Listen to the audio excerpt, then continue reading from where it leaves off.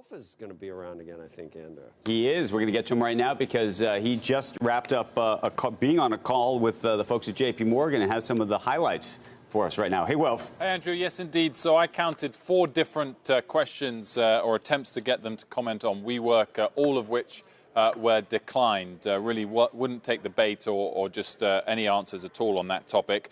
In terms of the macro environment, I felt that Jamie Dimon came across as a little bit more bearish than normal, or maybe frame it as less constructive. He said, of course, a recession is ahead. That was a little tongue-in-cheek.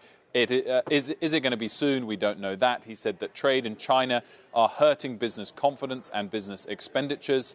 The U.S., though, is still growing, but we will see, he said. The U.S. consumer, he said, is not under stress and is doing fine. On Brexit, he said a hard Brexit would be tough for the U.K. economy, more so than it would be for the U.S. Still on the topic of China, he did say, regardless, they're continuing their plans to take full control of their businesses in China, and that the Chinese seemed to make that clear last week that they're still going to allow financial companies to increase the size of their stakes in their subsidiaries in China.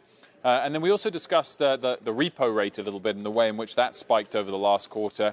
And a lot of comments and factors that influenced it, but they did say that on the margin, that JP Morgan was constrained by the liquidity requirements, by the regulations, and that was one of the contributing factors to why the repo rate did spike. And they did say that they feel like the Fed is now doing all that it needs to do to fix that.